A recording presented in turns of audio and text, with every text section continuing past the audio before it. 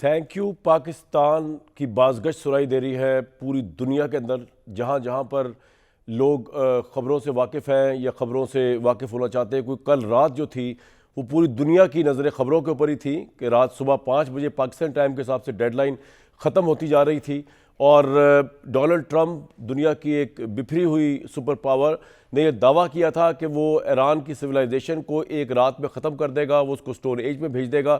اس موقع پر پاکستان کی military establishment نے جو سفارتکاری کی ہے وہ آپ کے سامنے ہے۔ 1 گھنٹہ پہلے ڈیڈ لائن ختم ہونے سے 1 گھنٹہ پہلے ڈونلڈ ٹرمپ اور ایران کی لیڈرشپ کو انگیج کر کے رکھا پاکستان کے army chief general Asim Munir نے، اور ان کی ہی اس ساری یہ جو کاوشیں تھیں سائی رات کی پچھلے 2 سے 3 دنوں سے، بلکہ یہ معاملہ مذاکرات تو کافی دنوں سے جاری ہے، اس کی وجہ سے اتنا بڑا بریک تھرو ہوا کیونکہ ایران اور امریکہ دونوں کا ٹرسٹ حاصل ہے پاکستان کی ملٹری اسٹیبلشمنٹ کو، اور یہ ٹرسٹ حاصل ہوا جب پاکستان نے معرکہ حق جیتا، اور اس کے بعد پاکستان کے آرمی چیف کو بلایا انپریسیڈنٹڈ وے میں واشنگٹن میں ملنے کے لیے، ایکسچینج آف آئیڈیاز کے لیے امریکہ کے پریزیڈنٹ ڈونلڈ ٹرمپ نے۔ اس وقت بھی پاکستان کے آرمی چیف سے ایران، مشرق وسطیٰ، ان معاملات کے اوپر اظہار خیال کیا گیا، ان سے سمجھا گیا تھا معاملے کو۔ جو خبریں ہمارے سامنے آئی تھیں کہ ڈونلڈ ٹرمپ کا جو انٹرسٹ تھا آرمی چیف سے ملنے کے لیے وہ یہی تھا کہ وہ مڈل ایسٹ کو، خاص طور پہ ایران کو، افغانستان کو سمجھنا چاہتے ہیں پاکستان کے آرمی چیف کے پرسپیکٹو سے، ان کی ویژن سے، اور تب سے جو تعلق بنا پاکستان کے آرمی چیف کا، پاکستان کی ملٹری اسٹیبلشمنٹ کا ڈونلڈ ٹرمپ کے ساتھ، وہ اب ہمیں نظر آیا۔ ایران اور امریکہ کے درمیان ایک بہت بڑی جنگ جو جاری تھی، جسے دنیا کی اکانومی کو ہلا کے رکھ دیا ہوا تھا، دنیا کی تیل کے نرخوں کو، ضروریات زندگی کو، عام لائف کو ہلا کے رکھ دیا ہوا تھا۔ اس جنگ میں خون ریزی تو روز ہو ہی رہی تھی۔ اب اگر یہ جنگ نہ رکتی، کل رات اگر یہ جنگ نہ رکتی، تو اس کے بعد جس طرح ڈونلڈ ٹرمپ نے کہا تھا، ایران کو صفحہ ہستی سے مٹانے کی تیاریاں ہو چکی ہوئی تھی۔ ان کے بریجز، ان کا انفراسٹرکچر، ان کے انرجی سیکٹرز، ان کا آئل، اس سب پہ حملہ، اور اس سب پہ حملہ کرنے کا مطلب صرف ایران پر یہ حملہ نہیں تھا، بلکہ پوری دنیا کی اکانومی، پوری دنیا کی انرجی، پوری دنیا کی تجارت پر یہ حملہ ہونا تھا، جو بدستور ایک تو پچھلے 1 ماہ سے جاری ہے، 1 ماہ سے 5 ہفتے اب ہو چکے ہیں اس بات کو، لیکن مزید اس نے ایک بہت کرٹیکل سچویشن اختیار کر لینی تھی، اور ہمارا جیسا ملک جو ہے وہ متحمل نہیں ہو سکتا تھا اگر اسٹریٹ آف ہارمز بدستور بند رہتی، مشرق وسطیٰ کے اندر آئل کی پرائزز جو ہے بدستور بلند رہتی، اور یہ سچویشن بڑھتی رہتی۔ ہم گیس کے لیے بھی اسٹریٹ آف ہارمز پہ انحصار کرتے ہیں، ہم آئل کے لیے بھی اسٹریٹ آف ہارمز پہ انحصار کرتے ہیں۔ یہ دونوں سچویشن سے پاکستان بھی نکلا، پوری دنیا نکلی۔ اس وقت عارضی پیس ہے، کیا یہ مستقل پیس میں کنورٹ ہو سکے گا؟ یہ بہت بڑا سوال ہے۔ اس کا جواب بھی پاکستان دے گا، اور وہ جواب ایسے ہے کہ جمعے کو پاکستان ہوسٹ کر رہا ہے، ساری دنیا کی نگاہیں پاکستان کے اوپر ہیں، پاکستان کی ملٹری اسٹیبلشمنٹ کے اوپر ہیں، جو ہوسٹ کرنے جا رہی ہیں۔ امریکہ کے وائس پریزیڈنٹ کے متعلق یہ اطلاعات ہے کہ وہ پاکستان آئیں گے، ایران کے سپیکر یا ایران کے وزیر خارجہ کے متعلق امکانات ہے کہ وہ آئیں گے۔ جمعے کو 10 اپریل کو اس مہینے کی تاریخ ساز مذاکرات ہونے جا رہے ہیں، پاکستان ان مذاکرات کو ہوسٹ کرے گا۔ پاکستان کے اس اتنے بڑے رول کے بعد آبویسلی ہندوستان میں ایک صفحہ ماتم بچھی ہوئی ہے۔ اگر آپ نے جاننا ہے کہ پاکستان نے اوور نائٹ میں کیا کارنامہ انجام دیا ہے، پاکستان نے دنیا میں پیس کے لیے کتنا بڑا رول پلے کیا ہے، تو اس کے لیے آپ کو ایک جھلک بھی دکھانی پڑے گی کہ ہندوستان کا میڈیا اس وقت وہاں پر کس طرح کی صفحہ ماتم بچھی ہوئی ہے۔ یہ ریئیکشن ہندوستان میں جو آیا ہے، یہ اس بات ہمارے لیے بڑی اطمینان کی بات ہے کہ وہ ہندوستان اور وہ نریندر مودی اور وہ ہندوستان کی گورنمنٹ جو پاکستان کو ڈپلومیٹکلی آئسولیٹ کرنا چاہتی تھی، آج پاکستان لیڈ کر رہا ہے۔ ڈپلومیسی کے میدان میں بھی پاکستان نے لیڈ کیا، معرکہ حق میں ہندوستان کو شکست دے کے پاکستان لیڈ کر رہا ہے آپریشن غزب العظب کے اندر، جس کے اندر یعنی کہ حیران کن بات، دنیا حیران ہے کہ پاکستان نے ایک طرف ہندوستان کو پچھاڑا، دوسری طرف ٹیررسٹ نیٹ ورک کو افغانستان کے اندر پچھاڑتا چلا جا رہا ہے بالکل کلیئرٹی آف مائنڈ کے ساتھ، اور تیسری طرف دنیا میں اتنا بڑا ڈپلومیٹک مینیور کیا پاکستان نے، اتنا بڑا ڈپلومیٹک بریک تھرو کیا ہے کہ دنیا جو جنگ میں لگی ہوئی تھی، جنگ کے شعلوں میں جل رہی تھی، اور صرف مشرق وسطیٰ نہیں، پوری دنیا، اس کے اندر پورا یورپ شامل ہے، اس میں چائنا شامل ہے، یہ جن کی جو لائف لائن تھی وہ آبنہ ہرمز سے آ رہی تھی، وہ تمام وہاں پر۔ تو اب جو معاہدہ ہوا ہے ان شارٹ، اس میں عارضی جنگ بندی امریکہ نے کی ہے اور ایران نے، دونوں ایک دوسرے پہ اٹیک نہیں کریں گے، اور ایران نے 2 ہفتوں کے لیے ایران نے 2 ہفتوں کے لیے آبنہ ہرمز کو کھول دیا ہے۔ بات جا کے ختم ہوئی ہے آبنائے ہرمز کے اوپر. میرے ساتھ محمد علی صاحب موجود ہیں, مفتاح اسماعیل صاحب موجود ہیں, رانا احسان افضل صاحب موجود ہیں. محمد علی صاحب, پہلے تو آپ کو میں کریڈٹ دیتا ہوں, آپ نے پچھلے پروگرام میں بتایا تھا کہ اگر یہ پاکستان کا ڈپلومیٹک منور کامیاب ہو گیا تو پیس کا نوبیل پرائز جو ہے وہ جنرل عاصم منیر اور ڈونلڈ ٹرمپ کو ملنا چاہیے, آپ نے کہا تھا. اب ڈونلڈ ٹرمپ کا تو پتہ نہیں, لیکن پاکستان کے آرمی چیف نے تو جو ہے دھاک بٹھا دی اپنی جناب. اب کوئی لائک کرے یا ڈس لائک کرے, کسی کو اچھا لگے یا برا لگے, حقیقت تو یہی ہے. کس طرح دیکھتے ہیں آپ کل سے لے کے آج تک کے معاملات کو؟ اور پھر اگلی بات یہ کہ یہ ٹیمپرری پیس کب اور کیسے پرماننٹ پیس میں بدلا بھی جا سکتا ہے یا نہیں؟ بہت شکریہ کامران صاحب, آج آپ نے بڑے تاریخی دن مجھے مدعو کیا اپنے بہت ہی پاپولر پروگرام میں, اور میں سمجھتا ہوں کہ آپ کے سوال کا مختصر جواب ابھی برطانیہ کے شورۂ آفاق اخبار ڈیلی ٹیلی گراف نے دیا ہے کہ جناب کس طرح فیلڈ مارشل عاصم منیر نے ایک بڑے مشکل سے صدر ٹرمپ کو نکالنے میں کامیاب ہو گئے. تو لاسٹ ایئر جب ہم نے امریکہ نے جب ہمیں پہچانا تھا کہ ہم نے جب بھارت کی صحیح پھینٹی لگائی تھی تو انہوں نے ہمیں صحیح پہچانا تھا, لیکن آج ہم نے امریکہ کو بھی ایک طرح سے فیس سیونگ دی ہے اور ان کو ایک بڑے دلدل میں مزید پھنسنے سے اور دنیا کے سامنے عالمی طاقت کو امبیرس ہونے سے بچا لیا ہے. لیکن بیک وقت ہم نے ایران کو بھی مزید تباہی سے بچایا ہے, اور ساتھ ہی ساتھ ہم نے لڑے بغیر, جنگ میں شریک ہوئے بغیر, سفارتی سطح پہ ہم نے اپنے تمام برادر عرب ممالک خصوصاً سعودی عرب کی سیکیورٹی کو بھی انشور کیا ہے. تو میں سمجھتا ہوں کہ جس طرح سنزو نے کہا ہے کہ وننگ وداؤٹ فائٹنگ, تو میں سمجھتا ہوں اس سے بہترین مثال پاکستان کی نہیں ہو سکتی کہ پاکستان نے عالمی امن کو جس طرح آج ایک ایسے وقت میں پروموٹ اور پروٹیکٹ کیا ہے جبکہ عالمی برادری کا اعتماد عالمی اداروں, عالمی قانون, اقوام متحدہ, جی سی سی اور عرب لیگ پر اور او آئی سی پر بالکل کمزور ہو چکا تھا. ہم نے ان سب کی لاج بھی رکھ لی ہے اور ایک امید کی کرن کے طور پہ, ایک ذمہ دار ایٹمی طاقت کے طور پہ ہم سامنے آئے ہیں. پہلی بات. دوسری بات, میں آپ کو کچھ خبریں بھی دے دوں لیٹسٹ جو اپڈیٹس ہیں کہ ابھی مذاکرات کا کیا اسٹیٹس ہے اور ہم کہاں جا رہے ہیں. دیکھیے جی, میں آپ کو یہ بتانا چاہتا ہوں کہ کل رات فیلڈ مارشل عاصم منیر اعلیٰ ترین سطح پہ تمام پارٹی سے براہ راست رابطے میں تھے, اور یہ رابطے اس وقت بھی جبکہ ہم بات کر رہے ہیں جاری ہیں. دوسری بات یہ ہے کہ کل سچویشن بہت ٹینس تھی اور عین ممکن تھا کہ یہ پیس پروسیس کل کولیپس کر جاتا, اور اس کے 3 جو ہے ثبوت جو ہیں وہ یہ تھے کہ کل کور کمانڈر کانفرنس کا جو بڑا سخت لب و لہجہ تھا پاکستان کا سعودی عرب پہ حملے کی وجہ سے, دفتر خارجہ کا مذمتی بیان تھا, اور پھر ایم بی ایس کو جو فون کال ہمارے وزیر اعظم کی طرف سے گئی ایشورنس کی, وہ ایسا نازک موقع تھا کہ جب ایران نے براہ راست تیل کی تنصیبات پر سعودی عرب پہ حملہ کیا تو وہ ایک ایسا کریٹیکل مومنٹ تھا کہ عین ممکن تھا کہ عرب دنیا جو ہے وہ اس جنگ میں تھی. لیکن الحمدللہ اللہ کی مدد سے اور پاکستان نے بہت دانشمندی سے اپنے عرب بھائیوں خصوصاً سعودی عرب کو کنونس کیا کہ آپ ہمیں کچھ وقت دے دیں, انشاءاللہ ہم اس کو دیر پا امن میں اچیو کر لیں گے. اور الحمدللہ اللہ کی مدد سے اور ہماری عاصم منیر صاحب اور ساتھ ہی ساتھ وزیر اعظم کی جو کوششیں ہیں وہ بر وقت جو ہے اس ڈیڈ لائن سے پہلے رنگ لائیں اور ایک سیز فائر کا اعلان ہو گیا. اچھا, دوسری بات یہ ہے کہ اس وقت جو ہے جو 2 چیزیں ہیں وہ بنیادی طور پہ پبلک ڈومین میں موجود ہیں جس پہ دونوں اگری کر چکی ہیں پارٹیز, ایران بھی اور امریکہ بھی, کہ جناب گلف آف ہرمز کو کھولا جائے اور ساتھ ہی ساتھ فائر بندی کر دی جائے. لیکن دیگر معاملات جو ہیں تو جاب ہاف ڈن ویل بگن. محمد علی صاحب, ایک بات بتائیے کہ ایران کے جو 10 نکات ہیں جن کو امریکہ بھی اپریشیٹ کر رہا ہے کہ ہم اس پہ کام ہو سکتا ہے, اس میں جو ایران یہ کہہ رہا ہے کہ آبنائے ہرمز پہ ایران کا کنٹرول تسلیم کیا جائے, آپ کو لگتا ہے امریکہ اس بات کو مان لے گا؟ دیکھیں, میں سمجھتا ہوں یہ چیز ابھی فیصلہ ہونا باقی ہے, اور جب دونوں سائڈ آمنے سامنے بیٹھیں گی تو ان چیزوں پہ جو ہے مزید فیصلہ ہونا ہے. تو میں آپ کو یہ بتا رہا ہوں کہ یہ ایک انکریمنٹل پروسیس ہے کہ 15 ڈیمانڈ جو ہیں امریکہ کی طرف سے آئیں, پھر 10 ریکوائرمنٹ جو ہیں وہ ایران کی طرف سے آئیں. ابھی ان میں کنورجنس آ رہی ہے، لیکن باضابطہ طور پہ جو ہے اگریمنٹ ابھی ہونا باقی ہے، اس لیے یہ ڈیلیکیٹ پروسیس ہے۔ لیکن میں آپ کو جو بہت امپورٹنٹ بات بتانا چاہتا ہوں، اگلے 48 گھنٹے بہت اہم اور نازک ہیں، کیونکہ اسرائیل اور بھارت دو ایسی ریاستیں ہیں جو کہ اس کو سبوتاج کرنے کی کوشش کریں گی اور کر رہی ہیں۔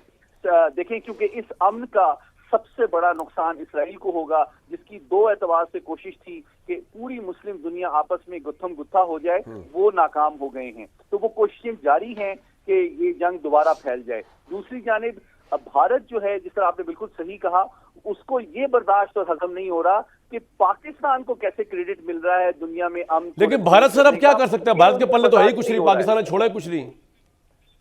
جی بالکل، اس لیے ہمارے اگلے 48 گھنٹے بہت قیمتی ہیں، اور دو باتیں میں کلی آپ کے ناظرین سے شیئر کر لوں کہ دیکھیں، پاکستان نے جن حالات میں یہ کامیابی حاصل کی ہے وہ بہت امپورٹنٹ اور ایکسٹراڈنری اور ہسٹورک ہے۔ دیکھیں، ایک ایسے وقت میں ہم نے یہ سفارتی رول پلے کیا جب ہم خود جو ہے، آپ جانتے ہیں کہ ہم ایک بڑی سخت جو ہے غزو الحق کے تحت افغان وہاں بھی انگیج ہوئے ہیں، یہ بات صحیح ہے، اور یہ بھی کر رہے ہیں، بہت بڑی بات ہے، بہت بڑی بات۔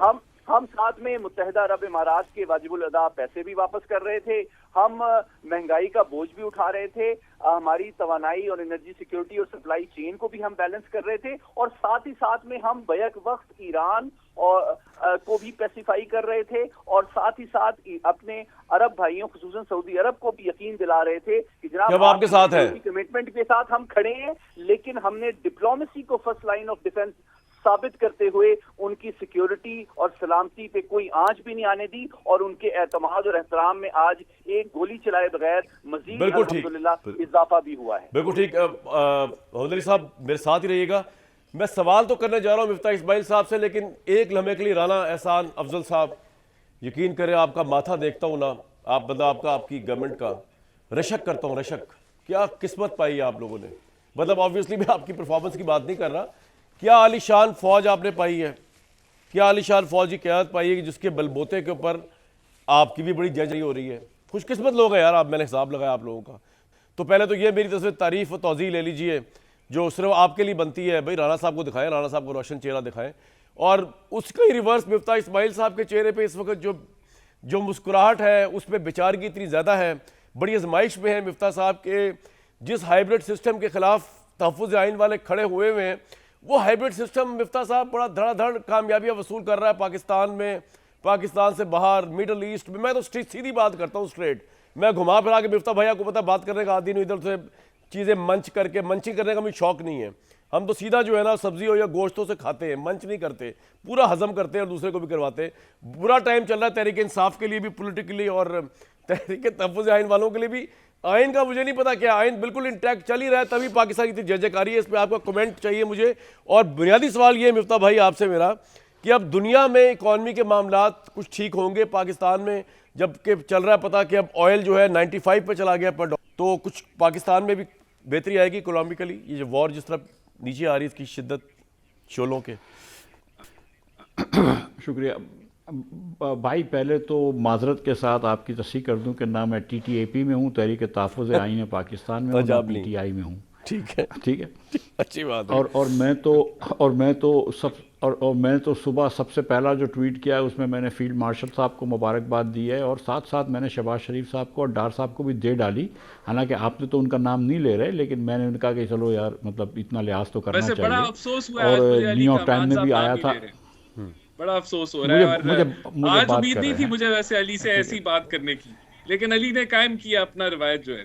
اچھا، بڑا افسوس ہوا۔ ارے احسن بھائی میں بات کر رہا تھا، چلے کر لیں۔ تو میں کہہ رہا تھا کہ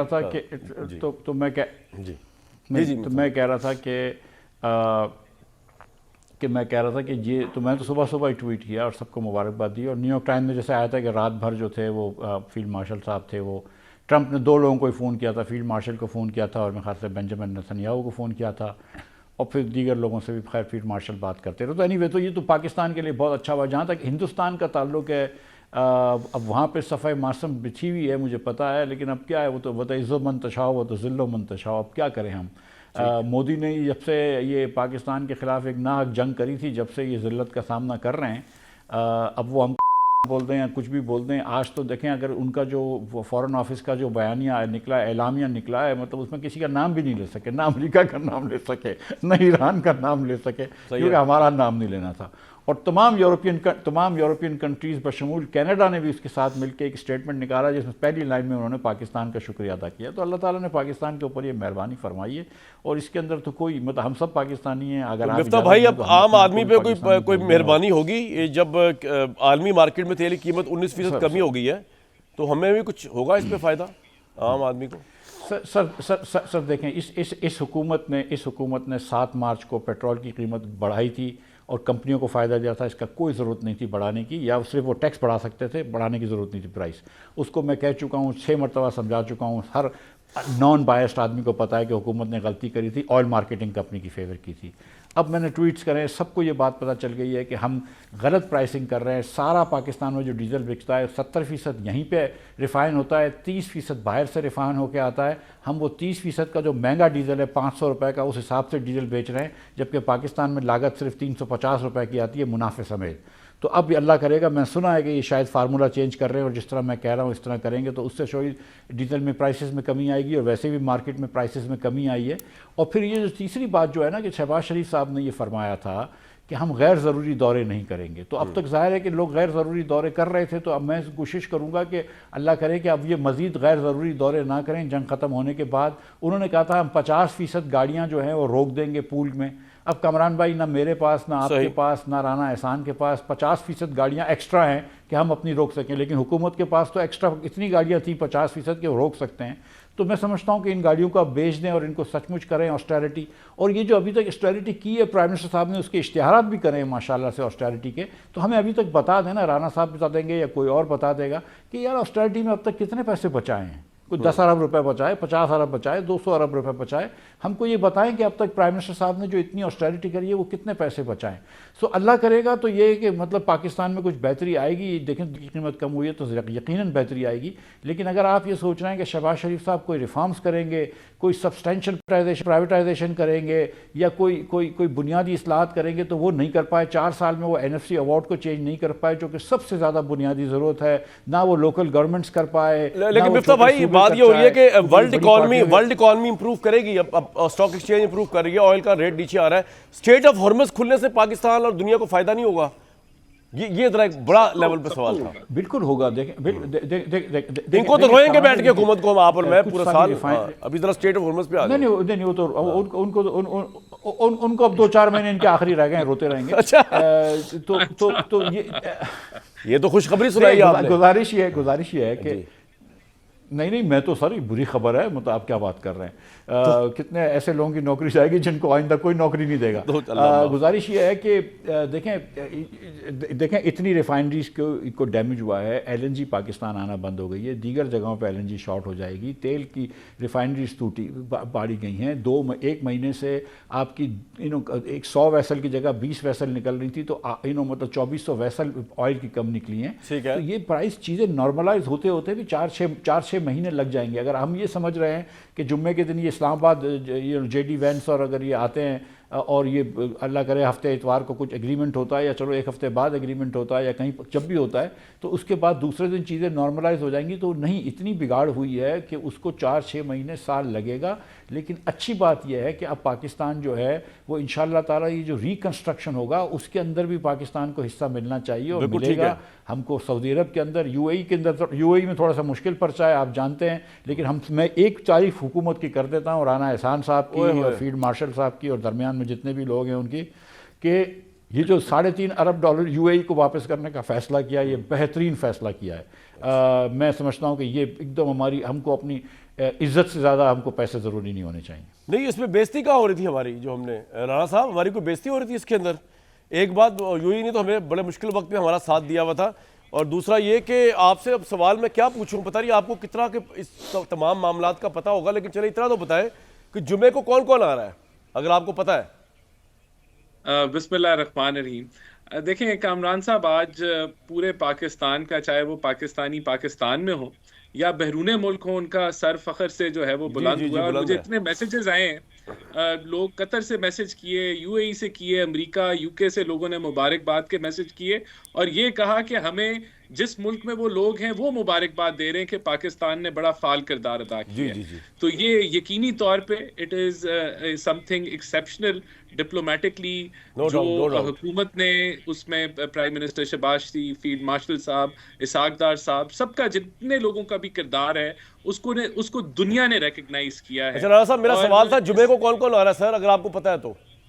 نہیں دیکھیں آبویسلی وہ تو ابھی جو ہے فارن آفس ہی یہ انفارمیشن ریلیز کرے گا نا کہ کون کون آ رہا ہے, اور اب جب یہ چیزیں فائنلائز ہوتی ہیں آئی ایم شیور ابھی تو کوئی اب آج تو کوئی لسٹ نہیں آئی ہوگی, جب آ جائے گی تو آپ کو پتہ لگ جائے گا کون کون آ رہا ہے. بہرحال دیکھیں میں سمجھتا ہوں کہ آج اس کردار کی وجہ سے $20 کے لگ بھگ جو ہے وہ عالمی منڈی میں تیل کی قیمتیں جو ہے کم ہوئی ہیں. تو ہماری کب کم ہو رہی ہیں؟ وہ آپ کی ہفتہ وار جو ہے وہ پرائسز ایڈجسٹ ہوتی ہیں, اور انشاءاللہ تعالیٰ یہ کمی اتنی ہی جلدی سے آپ کو دی جائے گی جتنی جلدی سے ان چیزوں کو بڑھایا گیا تھا.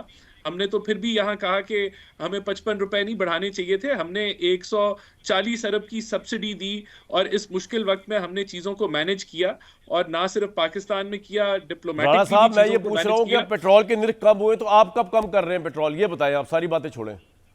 میں نے آپ کو بتایا تو ہے کہ ہفتہ وار پرائسز ریوائز ہوتی ہیں, ہفتہ وار ہوگی تو ہفتہ وار پرائسز ریوائز ہو جائیں گی. جس طریقے سے پہلے بڑی تھی اسی فارمولے کے تحت جو ہے چیزیں جو ہیں وہ ریوائز ہوں گی.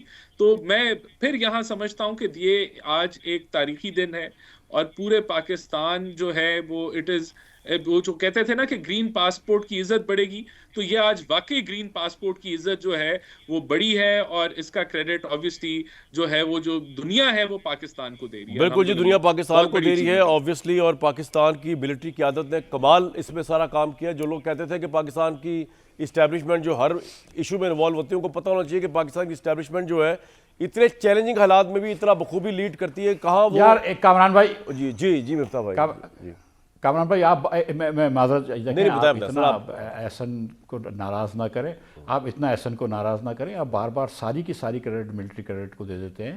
لیکن جو بھی ملٹری والوں نے فون پہ بات چیت کری ہے, فیلڈ مارشل نے یہ کرا وہ کرا, لیکن جب ٹویٹ ہوا تو شہباز صاحب کے اکاؤنٹ سے ہوا ہے نا, تو آپ ساری کریڈٹ تو نہ دینا. ایک مرتبہ شہباز صاحب کا نام لے لیں گے کیا ہو جائے گا؟ آپ لے رہے ہیں نا, آپ لے رہے کافی نہیں ہے, آپ لے رہے ہیں تو کافی ہے. رانا صاحب لے رہے ہیں, آپ بھی لے لینا, آپ بھی بھائی آپ دو کافی ہیں. نہیں آپ بھی لے لینا, کیا جھوٹے یار. ایک مہمان آیا آپ کے پاس یار, کامران بھائی ایک مہمان آیا آپ کے پاس, آپ پھر بھی نہیں کہہ سکتے یار, کمال ہے. دل نہیں چاہ رہا, کیا کروں, آپ کے شو پہ مہمان آیا ہے, آپ اتنا دل نہیں چاہ رہا.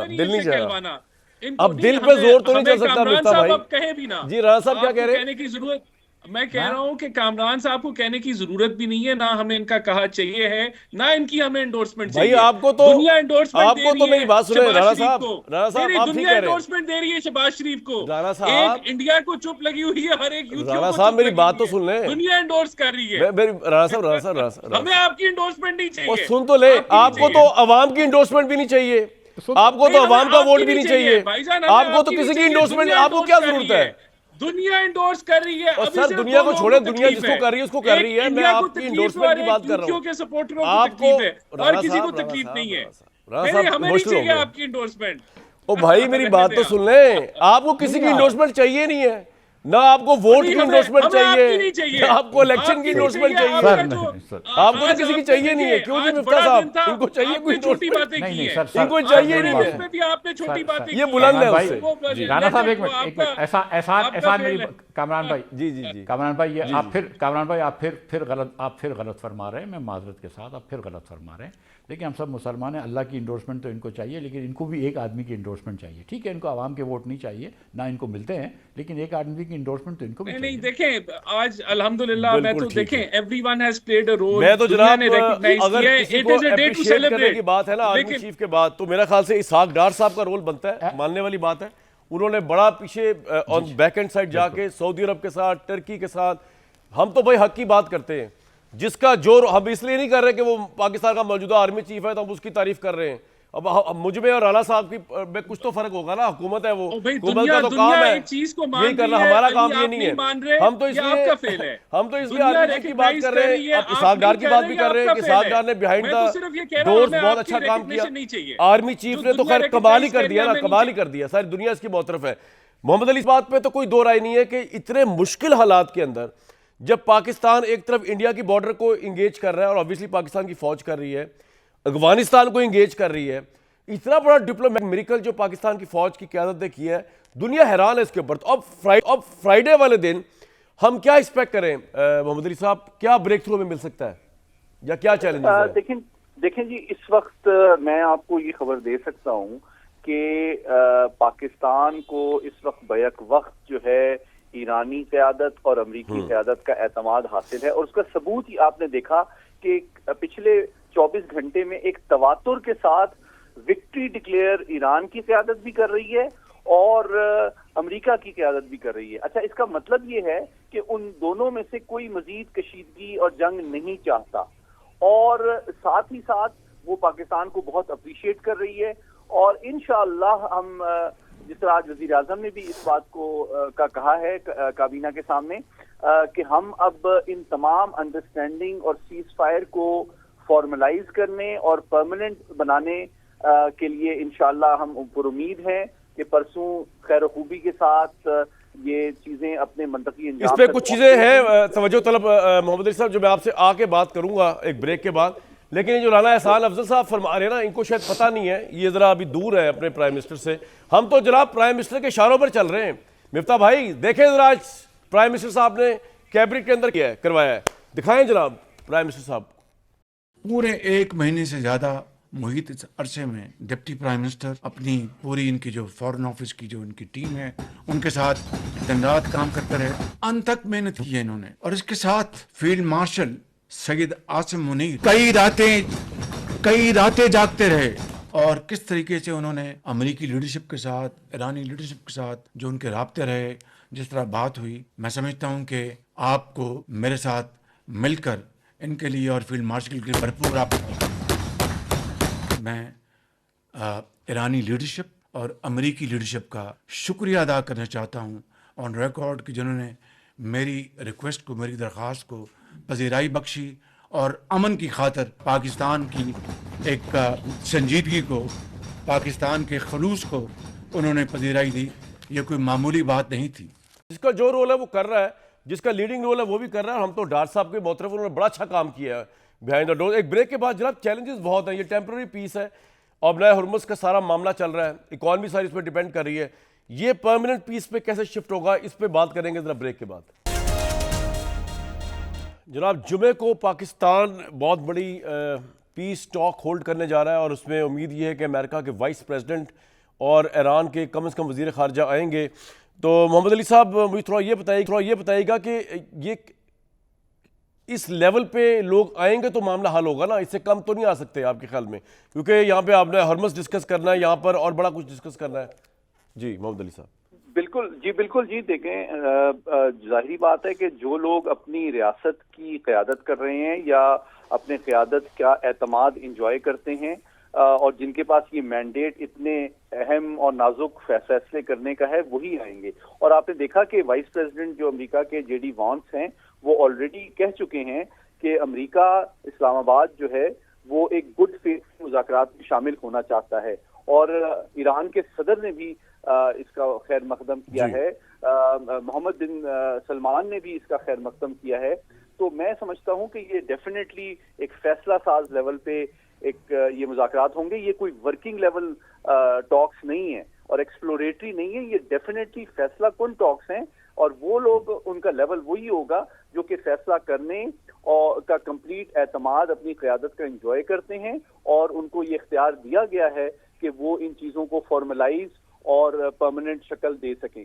اور دوسری بات یہ ہے جو بہت امپورٹنٹ ہے کہ دیکھیں اس میں ان تمام پارٹیز کو خصوصاً پاکستان سمیت بہت چوکنا رہنے کی ضرورت ہے. اس میں نہ صرف اسرائیل اور بھارت بلکہ کچھ ایسی کالی بھیڑیں ایران اور امریکہ کے اندر بھی موجود ہیں جو کہ نہیں چاہتی کہ یہ کامیاب ہوں. تو میری اپیل جو ہے صدر ٹرمپ اور ایرانی قیادت سے بھی ہے کہ آپ بھی نظر رکھیں ان لوگوں پہ جو کہ نہیں چاہتے کہ یہ مذاکرات کامیاب ہوں. اور اس کے ساتھ ہی ساتھ دیکھیں 2 چیزیں تو اب ہمارے سامنے واضح ہو کے آ گئی ہیں کہ امریکہ کو اس وقت جو موجودہ صورتحال ہے ان کو 2 چیزیں ان کو یعنی کہ آفر کی گئی ہیں, گلف آف ہرمز کا کھولنا اور دوسرا نیوکلیئر فریز, ایک کہ ہم ایٹمی پروگرام کو ایٹمی ہتھیاروں کی شکل نہیں دیں گے، یہ ایک گارنٹی ایران ڈیفینیٹلی دے گا. اور دوسری جانب ایران کو کیا مل رہا ہے؟ ایران کو سیکیورٹی مل رہی ہے، ان کو سروائیول مل رہی ہے، ان کو مین سٹریمنگ مل رہی ہے، اور ساتھ ہی اس میں چائنا کا بھی کوئی رول رہا ہے محمد علی صاحب گارنٹی پرووائڈ کرنے میں؟ کوئی چائنا کا رول بھی آئے گا یا ہے؟ جی میں آتا ہوں. میں صرف یہ بتانا چاہ رہا ہوں سینکشنز ریلیف ایران کے حوالے سے وہ بھی ان کے لیے ان کی ایک ایکسپیکٹیشن ہے جو بڑا امپورٹنٹ ہے، اور اس میں پھر فیوچر میں پاکستان کے لیے بھی اپرچونٹیز ابھریں گی. Iran Pakistan gas pipeline کے حوالے سے، ایک 9 کروڑ کی ایکسپورٹ مارکیٹ کے حوالے سے. اچھا، چین کا جہاں تک تعلق ہے، میں کوئکلی آپ کو اس کے جواب دے دوں. دیکھیں، پاکستان نے یہ ایک عالمی سفارتی جنگ جو فیلڈ مارشل عاصم منیر کی قیادت میں جیتی ہے، یہ 4 محاذوں پہ بیک وقت لڑی گئی ہے. پہلا محاذ جو تھا اس کا، یہ ایران اور امریکہ کی قیادت کا لیول تھا، بائی لیٹرل یعنی کہ 2 طرفہ سطح پہ. دوسرا محاذ ریجنل اور مسلم دنیا تھا، جس میں جو کلیدی ممالک ہیں سعودی عرب، ترکی اور مصر کے قائدین اس میں شامل تھے، جن کو آج ہمارے نائب وزیر اعظم نے دوبارہ اعتماد میں بھی لیا اور شکریہ بھی ان کا ادا کیا. تیسرا جو لیول تھا وہ ان عالمی طاقتوں کا تھا جنہوں نے ایک بیک گراؤنڈ میں بڑا امپورٹنٹ رول پلے کیا ہے، اور اس کو بھی ہمیں اعتراف کا کرنا چاہیے. وہ چین بھی ہیں، روس بھی ہیں، کیونکہ دیکھیں کل ایران کے خلاف جو قرارداد جی سی سی کی جانب سے سیکیورٹی چائنا اور رشیا نے ویٹو کیا گئی تھی، وہ چائنا اور روس نے ویٹو کیا. اور دوسری ایک تصویراتی حقیقت بھی میں جسٹ فار یور آڈینس بتا دوں کہ دیکھیں، ایران کے لیے ممکن نہیں تھا کہ وہ ایک ایویکس طیارے کے ریڈار کو 1000 کلومیٹر دور ایکوریٹلی ہٹ کریں جب تک اس کو انفارمیشن رشیا یا چائنا سے نہیں ملی. رشیا اینڈ چائنا، تو یہ بھی ان کو ایک سپورٹ مل رہی تھی. اور چوتھا محاذ جو تھا وہ اقوام متحدہ کی سیکیورٹی کاؤنسل کا تھا، جہاں پہ پاکستان نے وہ موقف لیا جو دنیا میں کسی نے نہیں لیا تھا. میں کوئکلی یہ بتانا چاہتا ہوں کہ دیکھیں، ہم نے کوئی سائڈ نہیں لی کسی کی. جب ایران کے اوپر حملہ کیا گیا تو ہم نے اس کی بھی مذمت کی، اور جب ایران نے ہمارے برادر اسلامی ملک سعودی عرب پہ حملہ کیا ہم نے اس کی بھی مذمت کی. لیکن ہم نے اعتماد اور احترام دونوں کا بیک وقت انجوائے کیا، اور انشاءاللہ اب ہم اس کو پروٹیکٹ کرتے ہوئے، اس پروسیس کو لیڈ کرتے ہوئے، اسٹیئر کرتے ہوئے منطقی انجام تک انشاءاللہ اللہ تعالیٰ کی میرے ساتھ رہے گا محمد علی صاحب، لے کے جائیں بالکل صحیح، اور نئی تاریخ رقم کریں گے. بالکل ٹھیک. Miftah sahib, prime minister, to be fair with prime minister, انہوں نے یہ کام تو کیا کہ جب ان کو یہ آفر کیا گیا وزارت خزانہ کی طرف سے کہ منی بجٹ ڈالا جائے عوام کے اوپر، انہوں نے اس کو بھی ریفیوز کیا. انہوں نے جو پٹرول کے نرخ بڑھائے تھے 170 روپے لیوی کر کے، اس کو انہوں نے فوراً گرا کے دوبارہ 80 پہ لے آئے. انہوں نے ریئیکشن دیکھے، آپ بھی پیش تھے، آپ، زبیر صاحب اور بڑے لوگ، ہم بھی تھے، تو اس پریشر کو انہوں نے عوام کے فیل کیا، واپس لے کر آئے. تیسرا، انہوں نے یو اے ای کا قرضہ واپس بھی کر دیا، اور پتہ چلا کہ $5 بلین کا پاکستان نے 2 فرینڈلی کنٹریز سے پیسے ایگری بھی کروا لیے. تو یہ آپ سمجھتے نہیں ہیں کہ اس گورنمنٹ یا پرائم منسٹر کی کامیابیاں بھی ہیں کچھ تھوڑی اس سارے مرحلے کے اندر؟ 27 مارچ کو وزیر اعظم صاحب نے تقریر فرمائی تھی، جی، اور 27 مارچ کو وزیر اعظم صاحب نے تقریر میں کہا کہ یہ بوجھ میں اٹھاؤں گا، حکومت اٹھائے گی، آسٹیرٹی کرے گی، عوام پہ بوجھ نہیں ڈالے گی. صحیح ہے. 3 یا 4 دن بعد انہوں نے خود تشریف نہیں لے کے آئے، علی پرویز کو اور اورنگزیب صاحب کو بھیجا کہ نہیں، سارا بوجھ تم پہ جا رہا ہے. پھر ہم جیسے کچھ لوگ آئے، انہوں نے بتایا کہ یار یہ جو تم بوجھ ڈال رہے ہو اس میں 40% ٹیکس ہے پیٹرول کی قیمت میں، کہ 400 اور 55 روپوں میں 183 روپے ٹیکس ہے. تو پھر پرائم منسٹر صاحب نے دوسرے دن پھر پالیسی چینج کر دی. تو 3 دن میں 4 پالیسیز اگر چینج کرتے ہیں وزیر اعظم صاحب تو یہ ٹھیک ہے، آپ ان کی تعریف کریں، لیکن 3 دن میں 4 پالیسیز چینج کرنا ایک سیریس سنجیدہ پالیسی تو نہیں کہا جا سکتا. ایک سنجیدہ حکومت یا کمپیٹنٹ حکومت تو نہیں کہے گی نا کہ جو روز پالیسی چینج کر رہی ہے.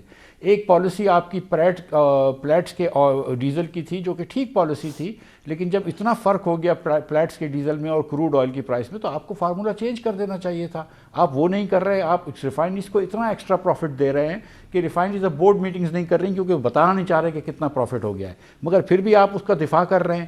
عجیب سی ایک بحث ہو رہی ہے. کچھ لوگ حکومت میں سمجھدار ہیں جو کہہ رہے ہیں کہ یہ نہ کرو، لیکن کچھ لوگ بضد ہیں. پہلے موقع پہ جا کے آپ نے آئل کمپنیز کو فیصلہ پروفٹ دے دیا.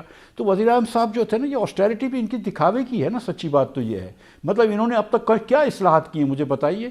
یہ جب جس ملک کے اندر آپ 160 روپے روز صبح موٹر سائیکل والے سے لیتے ہیں جو 1 لیٹر پیٹرول بھرواتا ہے، 160 روپے لے رہے تھے آپ ٹیکس اس کا، اس کے بعد جو اس کی تنخواہ کے اوپر ٹیکس لگتا ہے اور جو پیسے بچتے ہیں اس کے اوپر آپ اس کے بچے کے دودھ کے اوپر ٹیکس لگاتے ہیں. لیکن کسی کی 1000 ایکڑ کی اراضی ہو اس سے آپ 1 روپیہ ٹیکس نہیں لے سکتے. کسی کی کروڑوں روپے کی دکان ہو گلبرگ میں یا زمزمہ میں یا مطلب F6 پہ آپ اس سے ٹیکس نہیں لے سکتے. کسی کی پوری ہاؤسنگ سوسائٹی ہو اس سے آپ ٹیکس نہیں لے سکتے. تو پرائم منسٹر صاحب کو بھی ذرا سا سوچنا چاہیے نا کہ یار یہ ملک جو ہے یہ صرف اس میں صرف فرٹیلائزر کمپنی کے مالکان کا تو ملک نہیں ہے نا. یہ صرف ملک یہ جو فرٹیلائزر کمپنی میں کام کرتے ہیں وہ بھی رہتے ہیں, جو فرٹیلائزر کسان یوز کرتے ہیں وہ بھی رہتے ہیں, جو کسان آج ہارویسٹ کر رہا ہے پنجاب اور سندھ کے اندر جس کو آپ 500 روپے کا ڈیزل بیچ رہے ہیں اور 150 روپیہ زبردستی منافع دے رہے ہیں آپ ریفائنریز کو, وہ بھی رہتے ہیں کسان یہاں پہ. آپ جو ہے ہر مرتبہ اگر آپ ایک حکومت والی اشرافیہ کو, پاورفل اشرافیہ کو, سیاسی پاورفل اشرافیہ کو, چاہے وہ شوگر مل کے مالک ہوں یا فرٹیلائزر مل کے مالک ہوں, اگر ان کو ہی فائدہ دینا ہے آپ نے تو پھر آپ عوام کو تبھی تو ووٹ نہیں ملتے آپ کو.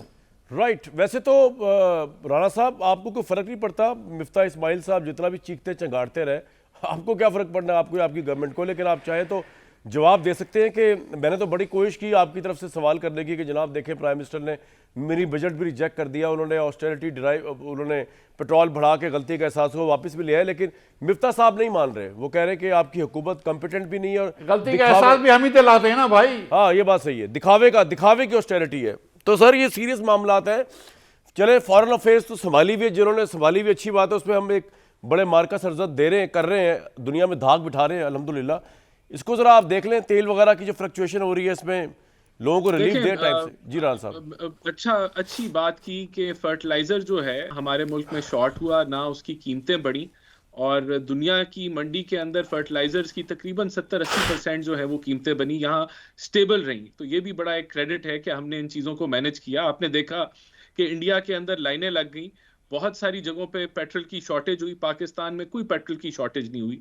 ہم نے 55 روپے جو پہلی دفعہ پہلے فوری طور پہ بڑھائے, اس کی وجہ تھی ہم سپلائی چین کی ڈسٹرپشن نہیں چاہتے تھے, اور اس وقت ہمارا IMF کا پروگرام تھا جس کے اندر کوئی سبسڈی ارینج نہیں تھی, تو ہم نے وہ پرائسز کیری فارورڈ کی. لیکن اس کے بعد پرائم منسٹر نے یہ فیصلہ کیا کہ ہم سبسڈائز کریں گے, اور ہم نے 140, اور وہ بھی آپ نے بڑھائی کیوں, آپ نے اس وقت کیوں بڑھائی تھی, کیوں بڑھائی آپ نے لیوی کیوں بڑھائی تھی اس وقت؟ میں آپ کو بتا رہا ہوں نا, لیوی نہیں بڑھائی تھی ہم نے. 20 روپے ڈیزل پہ لیوی نہیں بڑھائی تھی, قیمت بڑھا دی. میں آپ کو سن تو لینا, میں 20 روپے ڈیزل پہ لیوی کم کی تھی, 20 روپے پیٹرول پہ ایڈجسٹ کی تھی کہ لیوی وہی رہے. اس کے بعد جو 100, اور اس کے بعد آپ یہ دیکھیں جو بڑی بات ہے کہ ہم نے یہ جو سبسڈی دی ہم نے اپنی چادر میں رہتے ہوئے دی, ہم نے کوئی گرجسی قرضہ نہیں بڑھایا, ہم نے فسکل ڈیفیسٹ نہیں. آپ نے 460 جو کر دیا تھا ٹیکس بڑھا کے, وہ کیوں کیا تھا, پھر آپ واپس لے آئے اس کو, نہیں وہ دیکھیں وہ تو پہلے بعد میں کیا نا. پہلے تو جو ہم نے سبسڈی, میں اسی کی بات کر رہا ہوں جو لاسٹ ٹائم ہوا ہے یار, جو لاسٹ ٹائم آپ لوگوں نے کیا ہے. میں مفتاح صاحب کا بھی جواب دے رہا ہوں. آپ مفتاح صاحب کو چھوڑے, آپ میری بات کا جواب دیں. آپ نے 460 کیوں کیا جبکہ عالمی مارکیٹ میں 240, 250, 260 کا جب مل رہا ہے آئل آپ کو, تو آپ نے کیوں کیا 400؟ ہاں بتائیں. دیکھیں ایک تو ہمیں جو ڈیزل تھا, ہم نے ڈیزل کے اوپر جو لیوی تھا وہ صفر کر دیا, اور وہی لیوی ہم نے میں ڈیزل کی بات ہی نہیں کر رہا, میں پیٹرول کی بات کر رہا ہوں آپ سے. آپ پیٹرول کی بات, میں اسی کی لاجک آپ کو سمجھا رہا ہوں, اگر آپ سن لیں گے تو آپ کو شاید سمجھ آ جائے میری بات. ورنہ اگر آپ نے مجھے وہ ڈیزل کے اوپر جو لیوی تھا اسی کو ٹرانسفر کیا پیٹرول کے اندر, اور پھر پرائم منسٹر نے یہ اگلے 24 گھنٹے میں فیصلہ کیا کہ نہیں, ہمارے پاس یہاں گنجائش اور نکلتی ہے, آپ اس میں 80 روپے مزید آپ کمی کریں. تو وہ ہم نے کمی ودن وہ 24 گھنٹے وہ لوگوں کو دے دی. اس کے بعد ڈائریکٹ سبسڈی بھی ہم نے فوراً شروع کر دی, اور یہ بھی کوئی آسان عمل نہیں تھا کہ ہم نے صوبوں کے ساتھ پورا ایک میکنزم تعین کر کے کہ کس طریقے سے 2 ویلرز کو ایک ٹرانسپیرنٹ طریقے سے سبسڈی دینی ہے, وہ بھی بر وقت ہم نے جو ہے وہ چیزوں کو ارینج کیا. کوئی اس ملک میں شارٹیج نہیں آئی, ہم نے ساری چیزوں کو پلان کیا کہ ہم اگر ٹرانسپورٹ ہے تو اس کو بھی جا کے ہم سبسڈائز کریں. اور دوسری سائڈ پہ آپ نے سفارتی سائڈ پہ آپ نے خود دیکھ لیا, تو یہ کوئی آسان چیز نہیں تھی. میں تو پیٹرول کی بات کر رہا تھا آپ سے. مفتاح صاحب ان کی باتوں میں وزن نظر آیا آپ کو؟ وہ دیکھیں وہ 350 روپے کا ڈیزل 500 روپے کا بیچ رہے ہیں, کیا 350 نہیں دیکھیں. اچھا یہ اس کو مجھے رسپونڈ کر لیں. ایک آخری میری بات سن لیں نا. آپ نے کیا تو مفتاح صاحب کی بات کے بعد رسپونڈ کر دیجیے. رانا صاحب آپ کہیں نہیں جا رہے ابھی. جی مفتاح صاحب بولیں. ریفائنری کی کاسٹ ہے کروڈ امپورٹ کرنے کے بعد, ریفائن کرنے کے بعد 350 روپے کا پڑتا ہے. یہ 70% ڈیزل بنتا ہے. اگر پاکستان کے اندر 4 لاکھ گیلن مثال کے طور پر ہوتا ہے تو تقریباً 3 لاکھ گیلن پاکستان میں بنتا ہے. 1 لاکھ گیلن آپ امپورٹ کرتے ہیں وہ 500 روپے کا ہے, کیونکہ وہ آج کل پلیٹس بہت بڑھ گیا ہے اور کروڈ کا انڈیکس اتنا نہیں بڑھا ہے. تو اب آپ اگر پورے کے پورے 400 گیلن جو ہیں 4 لاکھ گیلن جو ہے وہ امپورٹ کی پرائس پہ بیچیں گے تو آپ ریفائنریز کو تو ایکسٹرا پروفٹ دے رہے ہیں. اس میں کیا بڑی بات ہے کہ آپ صرف بولیں کہ پی ایس او جو امپورٹ مہنگا کرے گا اس کو ہم کمپنسیٹ کر دیں گے اور باقی جو ہے ہم ریفائنری کی کاسٹ پہ دیں گے, تو یہ 350 روپے کا بک جائے گا. اور یہ میں اکیلا نہیں کہہ رہا ہوں, حکومت کے لوگ کہہ رہے ہیں, بزنس ریکارڈر کا اخبار کہہ رہا ہے, علی خضر کہہ رہا ہے, سب لوگ کہہ رہے ہیں. دیکھیں یہ ایک آخری بات, اور یہ جو 7 مارچ کو انہوں نے گفٹ دیا ہے نا, یہ 7 مارچ کو جو انہوں نے گفٹ دیا ہے نا ایمان سے, یہ نیب کیسٹ ہے کہ مطلب کوئی جواز نہیں تھا ان کو کہ مڈل آف دا پیریڈ کی پرائس بڑھا دیں. صرف آل مارکیٹنگ کمپنی کا جواب سن لیں, آل مارکیٹنگ کمپنی کا ان کو اگر شارٹیج تھی تو یا تو ایڈمنسٹریٹو روٹ لینا تھا یا یہ لوگ اس کے اوپر ٹیکس لگا دیتے. ایک بریک کے لیے بھی کہا جا رہا ہے, بریک سے واپس آنے کے بڑھتا ہوں کہ جواب دینے کا موقع ملے باقی لوگوں کو. ایک بریک لیں گے جی. پوری دنیا کی نگاہیں اسلام آباد پر ہے, پاکستان میں, جہاں جمعے کو بہت بڑی پیس ٹاک ہونے جا رہی ہے. اور ہمارے لیے فخر کی بات ہے, ہمارے اگر پرائم منسٹر کا نام آتا ہے, ہمارے ڈپٹی پرائم منسٹر کا نام آتا ہے, ہمیں بڑا اچھا لگتا ہے. لیکن آبویسلی خاص طور پہ جو لیڈنگ رول پلے کیا پاکستان کے آرمی چیف نے, وہ پوری دنیا اس کو اکنالج کر رہی ہے. اور جمعے کو بھی ایک بہت بڑا ٹاسک اہیڈ ہوگا, کس طرح پاکستان کی جو ملٹری قیادت ہے اور پاکستان کی سول قیادت مل کے اس معاملے کو ڈیل کرتے ہیں اور پرماننٹ پیس کی طرف لے کے جاتے ہیں. کل تک اجازت.